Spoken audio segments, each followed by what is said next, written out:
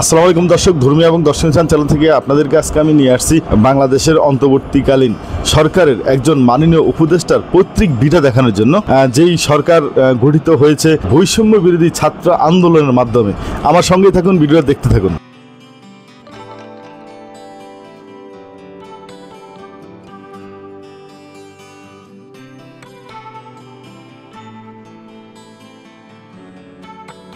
আসলে আপনাদের অনেকেরই জানার ইচ্ছা যে আমাদের বর্তমান উপদেষ্টার কার বাড়ি কোথায়, কার গ্রামের বাড়ি কেমন।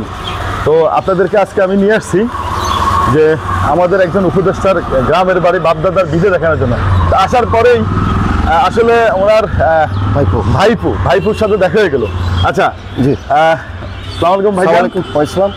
জি, আমরা ওনার ভাইপো ওনার সাথে একটু কথা বলবো। জি জি, আপনি আপনার পরিচয় দিবেন। আমি হচ্ছে আব্দুর রহিম, আমি একজন জার্নালিস্ট। আমার চ্যানেলের নাম হচ্ছে বাংলা 52।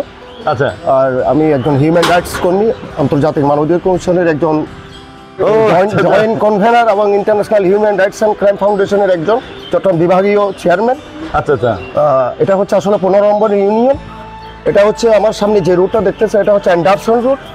এটার পাশে হচ্ছে জি জি, এই রাস্তাটা হচ্ছে 14 নম্বর শিকারপুর ইউনিয়ন। আমরা হচ্ছি এই পাশে হচ্ছে 15 নম্বর শিকারপুর ইউনিয়ন। আচ্ছা জি, আমার পুপির বাসায় হচ্ছে এটা। পুপির বাসা, আপনার পুপির বাসা এটা আমরা একটু পরে ঢুকবো, তার আগে একটু জানি না। জি জি জি, যে এটা কোন ইউনিয়ন, কোন থানা? হচ্ছে 15 নম্বর বুড়িচর ইউনিয়ন। জি, এটা হচ্ছে হাটাজারির অন্তর্ভুক্ত। হাটাজারির অন্তর্ভুক্ত। জি, আমাদের এই বাড়ির নাম হচ্ছে দোকানবাড়ি। বাড়ির নাম হলো দোকানবাড়ি। আচ্ছা, আপনার পুপির পুরো নামটা একটু আমরা জানতে চাই। আমার পুপির পুরো নাম হচ্ছে নূরজাহান বেগম। নূরজাহান বেগম, জি জি। আচ্ছা, মানে এই নামটাই আমরা যেটা চিনি। জি জি জি। আচ্ছা, এটা হলো ওনার বাপের বাড়ি। জি জি জি, এটা হচ্ছে দোকানবাড়ি। এটা হচ্ছে ওনার বাপের বাড়ি। আর ওনার হাজবেন্ডের বাড়ি, হাজবেন্ডের বাড়ি হচ্ছে রাজশাহী। রাজশাহী। ওনার হাজবেন্ড তো এক্স ব্যাংকার ছিল। আচ্ছা, উনিও ভালো পজিশনে ছিল। আচ্ছা, আর শুরুতে উনি গ্রামীণ ব্যাংকের স্টার্টিং পয়েন্টে উনি ইউনুস সাহেবের সাথে, ডক্টর ইউনুস, আমাদের মাননীয় প্রধান উপদেষ্টা ইউনুস সাহেবের হাত ধরে উনি চালনা, যার এই পরিপ্রেক্ষিতে এই অবস্থানের জন্য আমরা আসলে গর্বিত ওনার জন্য। আর কি বলবো, আমরা গ্রামবাসী, আমরা 15 নম্বর ইউনিয়নবাসী ওনার জন্য দোয়া চাই, ওনার যাতে। আপনারা তো সবাই খুশি, তাই না? জি জি, সবাই খুশি, এখানে সবাই খুশি। আসলে ওনারা ডবল পাইছে। জি জি, মানে ডবল কেমনে পাইছে যে আমি একটাই ভাই মুখ থেকে শুনতে চাই। ডবল পাইছে বলতে আমাদের 14 নম্বর ইউনিয়ন পরিষদটা আমাদের মাননীয় উপদেষ্টা, প্রধান উপদেষ্টা ডক্টর ইউনুস সাহেবের বাড়ি। এটা এই সামনেই, আপনি একটু সামনের দিকে গেলে পাবেন। জি জি, এটা হচ্ছে নূরজাহান বেগম, যিনি মাননীয় উপদেষ্টা মন্ডলীর যে একজন এপার আর ওপার হচ্ছে। এবারে ওনাদের এই জন্য বলছি ডবল পাইছেন। আচ্ছা, আমরা মাননীয় উপদেষ্টার আসলে ওনার গ্রামের বাড়ি, বাপের বাড়ি, বাড়ির ভিতরে একটু যাবো। আচ্ছা, চলুন আমরা একটু বাপের বাড়ি, ওনার বাপের বাড়িটা দেখাচ্ছি। ওনার স্বামীর বাড়ি বা হাজবেন্ডের বাড়ি তো রাজশাহী, সেটা তো আমরা জেনেই গেলাম। জি, তো বাপের বাড়িটা আসলে কেমন, যে অনেকেই আসলে দেখতে চায়, জানতে চায়। যে হচ্ছে ওদের পুরনো ঘর, এখন কেউ আসলে থাকে না এখানে। আচ্ছা, ওনারা কয় ভাই বোন? ওরা ছিল 3 ভাই, 3 বোন। 3 বোনের মধ্যে এক বোন মারা গেছে অনেক আগে। আরেক ভাই এস এম সুলাইমান ছিল, বিশিষ্ট নাট্যকার ছিল বাংলাদেশের, এস এম সুলাইমান। উনিও প্রয়াত। আর ওনার এক ভাই আছে এখনো জীবিত। আচ্ছা, বড় ভাই অনেক আগে মারা গেছে। আবার এখন ওনার মেজো ভাই হচ্ছে বাংলাদেশ কাস্টমের বড় অফিসার ছিলেন উনি রিটায়ার্ড পারসন এখন।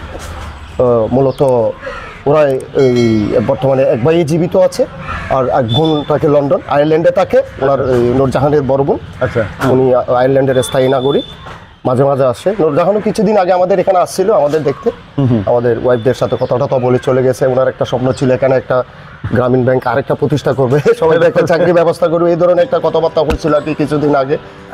আর কি তাহলে আপনার মানে তাহলে এখানে এই ঘরটা কাজের জন্য রাখা আছে? আসলে এটা এখন ওনার বড় ভাই ব্যবহার করতো। ওনারা আসলে মাঝে মধ্যে এখানে আসে, প্রায় সময় আসে। ঈদের, কোরবানির বিভিন্ন অপশনে। ভাইদের মধ্যে এখন জীবিত আছে কয়জন? একজনই জীবিত আছে, উনিও শহরে থাকে, চট্টগ্রাম। জি জি জি, কুলশিতে থাকে উনি, নিজস্ব ওখানে স্থায়ী।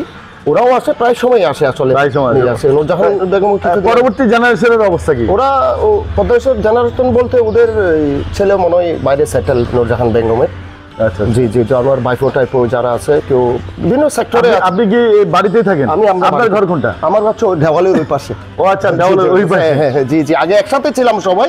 হ্যাঁ। পরবর্তীতে আমরা নিজের ভাগ করে ফেলছি আর কি। ও আচ্ছা, নিজের জি, জি, ওইদিকেও তোলাবো যে আবার এটা নতুন হয়েছে যে রাস্তাটা। ও আচ্ছা আচ্ছা। হ্যাঁ, ওটা তো সবসময় আসা যাওয়া ছিল ওইদিকে। জি, এটা সব পুরোটাই দোকান বাড়ি আর কি। আচ্ছা, আপনাদের বাড়ির নামটা দোকান বাড়ি কেন হলো? আসলে এটা অনেক আমার এটা আসলে একটা গল্পের বিষয় ছিল। তখন এখানে কোনো দোকান ছিল না। হ্যাঁ। চলতো আমার দাদার একটা বড় দোকান ছিল, উনি ইরান থেকে এসে ওই সময় বিশাল একটা ওই কাপড়ের দোকান দিয়েছিল আর কি। হ্যাঁ, হ্যাঁ। যার কারণে ওই দোকানের কারণে আমার প্রায় তো আব্বা, আমার নিজের আব্বা এই নামটাকে ওই দোকান বাড়ি হিসেবে চারিদিকে ওই বিভিন্ন চিঠি চালাচালির মাধ্যমে দোকান বাড়ি হিসেবে নাম পরিচিত করে ফেলছে আর কি। আচ্ছা আচ্ছা। জি, জি। আমাদের নজমিয়াহাট বাজারে আর কোনো দোকানই ছিল না তখন। ও জি, জি। এই বাজারটার নাম কি? নজমিয়াহাট বাজার। নজমিয়ার হাট। দর্শক, আমরা গেট থেকে বাইরেও যাচ্ছি যে নূরজাহান বেগম আমাদের মাননীয় একজন উপদেষ্টা, ওনার ভাইপুর সাথে কথা বলতেছিলাম। এইটাই সেই বাজার নজমিয়া হাট। এটা হচ্ছে বিখ্যাত নজমিয়াহাট বাজার, প্রায় 100 বছরের পুরনো একটা বাজার। 100 বছরের পুরনো? জি জি জি, অনেক ইতিহাস সমৃদ্ধ একটা বাজার এটা। হাটাজারি একটা অন্যতম বিশাল বাজার একটা। প্রতি রবিবার আর বুধবারে এটা হাটটা বসে। জি, চমৎকার। আচ্ছা, আমরা বাজারটা একটু দেখানোর চেষ্টা করবো। জি জি জি। তো এখান তো শুরু হয়ে লাস্ট একদম আপনার ওই নিয়ামত আলী রোড পর্যন্ত নজমিয়াহাট বাজারের বিস্তৃতি।